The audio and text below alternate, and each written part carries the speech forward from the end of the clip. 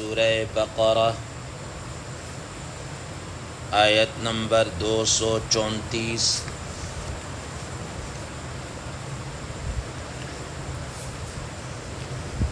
اعوذ باللہ من الشیطان الرجیم، بسم اللہ الرحمن الرحیم۔ والذین یتوفون منکم ویذرون ازواجا یتربصن بانفسہن اربعۃ اشہر وعشرا، فإذا بلغن أجلهن فلا جناح عليكم فيما فعلن في أنفسهن بالمعروف، والله بما تعملون خبير۔ صدق اللہ العظیم۔ اللہم صل علی محمد النبی الأمی وعلی آلہ وسلم تسلیما کثیرا کثیرا۔ محترم سامعین کرام، اس آیت مبارکہ کا ترجمہ اللہ تبارک و تعالی ارشاد فرماتے ہیں: والذین یتوفون منکم ویذرون ازواجا، اور وہ لوگ جو تم میں سے فوت ہو جائیں اور وہ اپنی بیویوں کو چھوڑ جائیں، یا وہ لوگ جو تم میں سے وفات پا جاتے ہیں اور بیویوں کو چھوڑ جاتے ہیں، یتربصن بانفسہن اربعۃ اشہر وعشرا، تو وہ بیویاں، وہ عورتیں اپنے آپ کو روکے رکھیں 4 مہینے اور 10 دن تک۔ فإذا بلغن أجلهن، جب وہ اپنی مدت کو پورا کر لیں یا اپنی عدت کو ختم کر لیں، فلا جناح علیکم، تو تمہارے اوپر کسی قسم کا کوئی گناہ نہیں ہے، حرج نہیں ہے، فیما فعلن فی انفسہن بالمعروف، کہ وہ عورتیں، وہ بیویاں اپنے معاملے میں، اپنی ذات کے معاملے میں دستور کے مطابق جو وہ کریں۔ واللہ بما تعملون خبیر، اور اللہ تبارک و تعالی جانتے ہیں، خبر رکھتے ہیں جو تم اعمال کرتے ہو۔ محترم سامعین کرام، ما قبل کی آیات میں اللہ تبارک و تعالی نے رضاعت کا مسئلہ بیان کیا کہ بچے کو دودھ کون پلائے گا، اور خاص طور پر اس معاملے کے اندر کہ جب میاں بیوی میں طلاق ہو جائے تو بچے کو دودھ پلانے کی ذمہ داری کس کی ہے۔ اس سے متعلق جتنے بھی مسائل تھے وہ آپ حضرات کے سامنے گزشتہ آیات کے ماتحت بیان ہو چکے۔ آج کی اس زیر 10 آیت مبارکہ میں عدت کا مسئلہ بیان کیا جا رہا ہے۔ وہ عدت وہ عورت جس کا خامن فوت ہو جائے، اس کی عدت سے متعلق گفتگو کی جا رہی ہے۔ محترم سامعین کرام، گزشتہ چند آیات پہلے بھی اللہ تبارک و تعالی نے عدت سے متعلق احکامات کو بیان کیا، اور وہاں پر مختلف عورتوں کی عدت کو بیان کیا کہ اگر کسی کو طلاق ہو جائے اور اس کو ماہواری آ رہی ہو تو اس کی عدت 3 حیض ہیں، اور اگر کسی کو ماہواری نہ آ رہی ہو تو اس کے 3 مہینے ہیں، اور اگر کوئی عورت حاملہ ہو، اس کو پریگنسی ہے، تو اس کی عدت وضع حمل ہے، جب ڈیلیوری ہو جائے گی پھر۔ تو آج میں خاص طور پر جو متوفی عنہا زوجها، جس کا شوہر فوت ہو جائے، اس کی عدت کو بیان کیا جا رہا ہے۔ محترم سامعین کرام، جس عورت کا خامند فوت ہو جائے اس عورت کے متعلق بھی عدت کے احکام دو طرح کے ہیں۔ نمبر ایک، وہ عورت اگر حاملہ ہے، اس کی پریگنسی ہے، پریگنٹ ہے، تو اس کی عدت وہی وضع حمل ہوگی، ڈیلیوری ہوگی۔ جس وقت بھی ڈیلیوری ہو جائے گی تو اس کی عدت ختم ہو جائے گی، اس کی عدت ختم ہو جائے گی۔ حدیث مبارکہ میں آتا ہے کہ حضرت سعد ابن خولہ رضی اللہ تعالی عنہ وہ حجۃ الوداع کے موقع پر اونٹنی پر سوار تھے، تو وہاں سے گرے اور گر کر موقع پر ہی فوت ہو گئے۔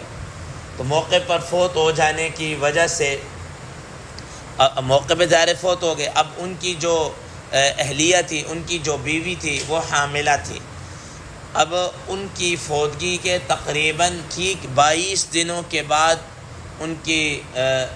ڈیلیوری ہوئی، تو رسول اللہ صلی اللہ تعالیٰ علیہ وسلم نے فرما دیا کہ ان کی جو عدت تھی وہ ختم ہو چکی ہے، ان کی عدت ختم ہو چکی ہے۔ اب یہ اپنا نکاح کہیں اور کرنا چاہیں تو وہ کر سکتی ہیں، کوئی ممانعت نہیں، ان کی عدت ختم ہو گئی۔ تو گویا کہ ایسی عورت کی بھی عدت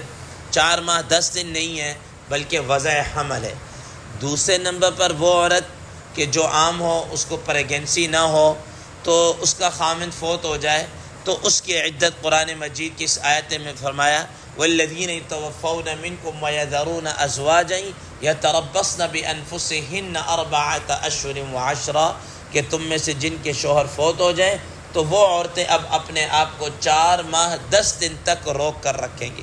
4 ماہ 10 دن تک ان کی عدت ہوگی۔ محترم سامعین کرام، یہاں پر 4 ماہ 10 دن جو اس کی عدت ہے، اس کے متعلق بھی حضرات مفسرین، محدثین، فقہاء کرام رحمہ اللہ فرماتے ہیں کہ ایسی عورت اب 4 ماہ 10 دن تک گویا کہ سوگ کے اندر رہے گی۔ اب سوگ کے اندر رہنے کا مقصد یہ ہے کہ نمبر ایک، وہ گھر سے بلا ضرورت باہر نہیں نکلے گی، اپنے علاج معالجہ یا اس سلسلے کے اندر تو نکل سکتی ہے، ادروائز وہ گھر سے باہر نہیں نکلے گی۔ دوسرے نمبر پر زیب و زینت اختیار نہیں کرے گی۔ تیسرے نمبر پر وہ اپنا نکاح وغیرہ کسی طریقے سے نہیں کر سکتی، دوران عدت نکاح نہیں کر سکتی وغیرہ ذالک۔ یہ اس دوران یہ اس پر کچھ نہ کچھ شرعی طور پر کیا ہے پابندیاں ہیں، وہ پابندیوں کا وہ فیس کرے گی، پابندیاں اس پر لاگو ہوں گی۔ تو جب یہ عدت گزر جائے گی، اب یہ عدت کے اندر بھی یہی ہے تاکہ اس بات کا یقینی ہو جائے کہ اس عورت کو کسی قسم کا کوئی حمل یا پریگنسی نہیں ہے، 4 ماہ 10 دن کے اندر واضح ہو کے بات سامنے آ جائے گی، اور اس کے بعد جناب اعلیٰ وہ کیا ہے اگر پتہ چل جائے کوئی حمل شمل نہیں ہے تو 4 ماہ 10 دن کے بعد اس کی عدت پوری ہو جائے گی۔ اب یہ 4 ماہ 10 دن کیسے اکاؤنٹ کرنے ہیں، اس کے متعلق بالکل آسان فارمولہ ہے۔ اس کے متعلق حضرات فقہاء کرام رحمہ اللہ یہ فرماتے ہیں کہ اگر خامند کی وفات چاند رات کو ہوئی ہے، چاند رات، پہلی رات کا جو چاند ہوتا ہے، اس میں اگر اس کی وفات ہوئی ہے تو چاند کی تاریخوں کے اعتبار سے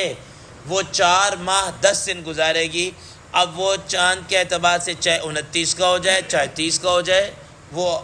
وہ اپنے حساب سے، تو پورے 4 ماہ 10 دن، ٹھیک ہے۔ لیکن اگر چاند رات سے ہٹ کر درمیان میں یا پہلی تاریخ، دوسری، 10، 15 چاند کی تاریخ کو فوت ہو جاتی ہیں، تو اب اس کے بعد ٹھیک 130 دن وہ اپنی گنتی کی پوری کر لے،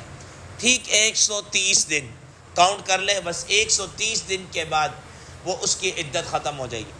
اور یہ بھی حضرات فقہاء کرام رحمہ اللہ نے یہ بات لکھی ہے کہ اس کی عدت 130ویں دن مثال کے طور پر اس ٹائم پوری ہوگی جس ٹائم میں خامند کا انتقال ہوا تھا۔ مثال کے طور پر خامند کا انتقال ظہر کے وقت ہوا ہے تو وہ اس دن 130ویں دن ظہر کے وقت آ کر اس کی عدت ختم ہو گئی۔ عصر کے ٹائم ہوا تو عصر کے ٹائم آ کر، صبح میں ہوا تو صبح میں آ کر، جس ٹائم ہو گیا اسی ٹائم اس وقت پہ آ کر اس کی عدت مکمل ہو جائے گی، یہ اس کی عدت مکمل ہو جائے گی۔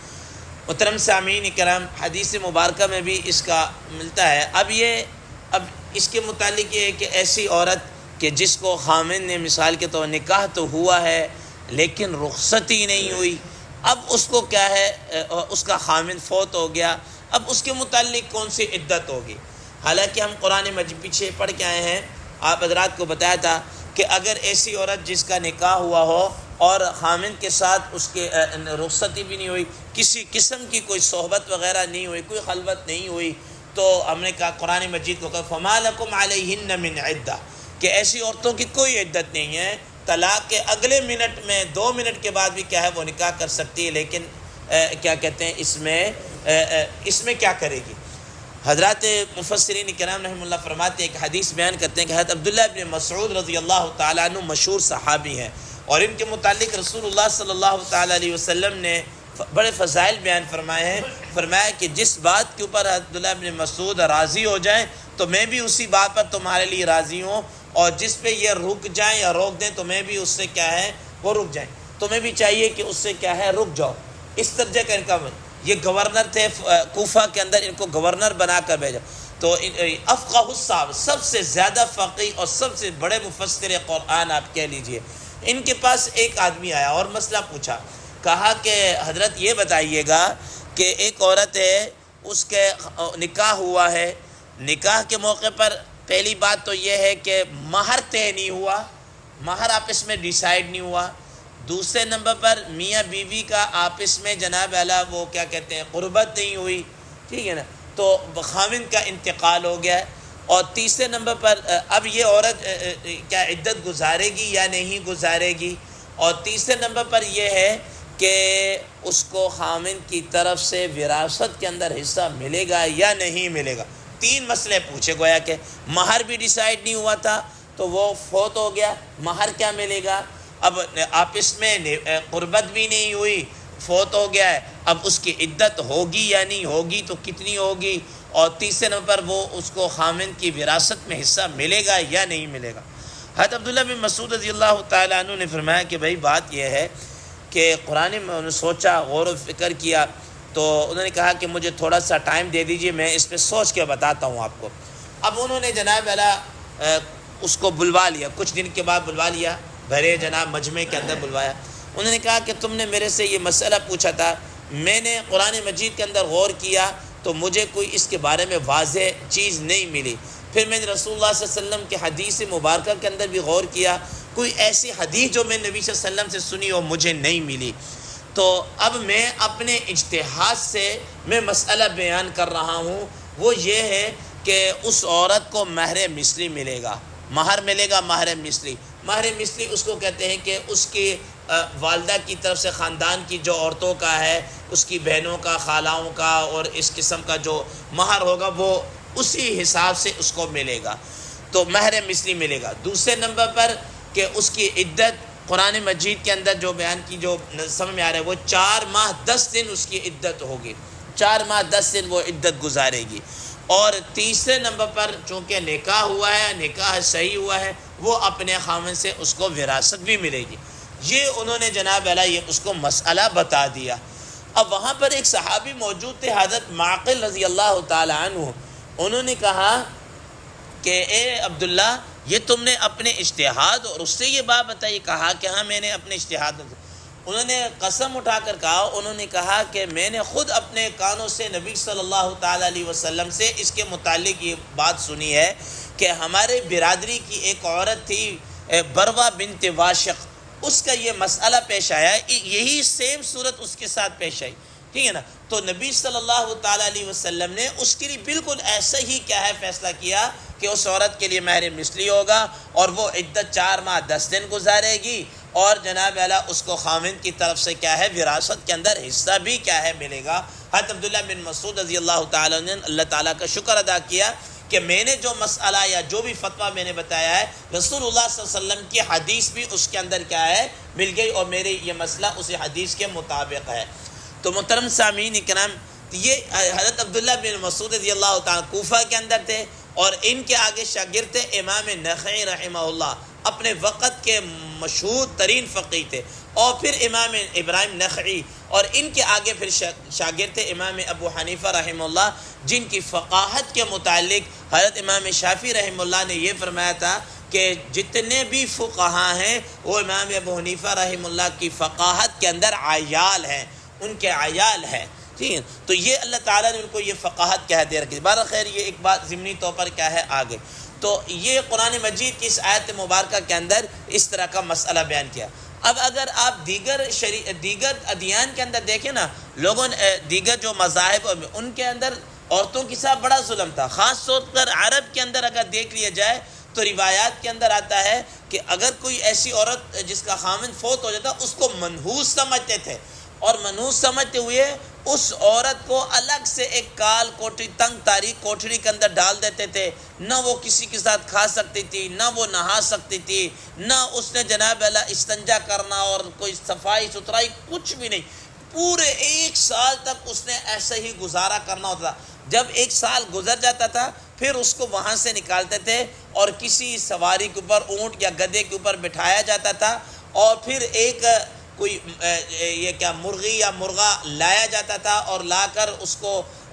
دیتے تھے، اور وہ اپنی شرمگاہ کے ساتھ اس کو لگاتی تھی. اب یقین جانے کہ محدثین کرام رحمہ اللہ نے لکھا ہے کہ یہ اتنا تعفن اور اتنا ہوتا تھا کہ وہ مرغا مرغی جو اپنے وہ بھی تعفن کی وجہ سے جراثیم وہ مر جاتا تھا، وہ مرغا یا مرغی مر جاتی تھی. اور یہ پھر جناب اس کے ہاتھ میں اونٹ کی مینگنیاں وغیرہ دی جاتی تھی اور وہ یوں پھینکتی تھی. اس کے بعد اب وہ یہ سمجھتے تھے کہ اب اس عورت کی عدت ختم ہو گئی ہے، اب یہ نہا سکتی ہے، خوشبو لگا سکتی ہے، یہ کر سکتی ہے، وہ کر سکتی ہے. اس طریقے کا سلوک کیا جاتا تھا. شریعت نے آ کر بتایا کہ نہیں، یہ ظلم ہے، یہ اس طرح کا نہیں ہے. تو شریعت نے اس کی عدت 4 ماہ 10 دن ہے، نہا سکتی ہے، اپنے معمول کے مطابق صفائی ستھرائی کر، ہاں خوشبو نہیں لگا سکتی اور اس قسم کی زیب و زینت وغیرہ نہیں اختیار کر سکتی. باقی جناب اللہ وہ گھر کے اندر رہے گی، اپنے گھر والوں کے ساتھ بیٹھ کر کھانا کھا سکتی ہے وغیرہ ذالک، یہ سارے حقوق اس کو کیا ہیں، حاصل ہے. تو فرمایا والذین توفون منکم یذرون ازواجا یتربصن بانفسهن 4 اشہر وعشرا، وہ 4 ماہ 10 دن تک روک رکھے گی. فاذا بلغن اجلهن فلا جناح علیکم فیما فعلن فی انفسهن بالمعروف، جب وہ عدت کو پورا کر لے تو اس کے بعد اب تمہارے پر کوئی حرج نہیں. وہ اپنے ذات کے متعلق کوئی فیصلہ کرنا چاہے، کہیں نکاح کرنا چاہے تو وہ نکاح کر سکتی ہے، اس کے لیے اس کو کوئی پابندی وغیرہ نہیں ہے. واللہ بما تعملون خبیر، اللہ تبارک و تعالیٰ ان سارے معاملات کو کیا ہے، خوب جانتے ہیں. اب یہ کہ نکاح کے لیے کیسے کر سکتی، اس کے متعلق آگے مزید احکام آ رہے ہیں، کل کے 10 میں انشاءاللہ بیان کیا جائے گا. اللہ تبارک و تعالیٰ عمل کی توفیق عطا فرمائے. وآخر دعوانا ان الحمد للہ رب العالمین.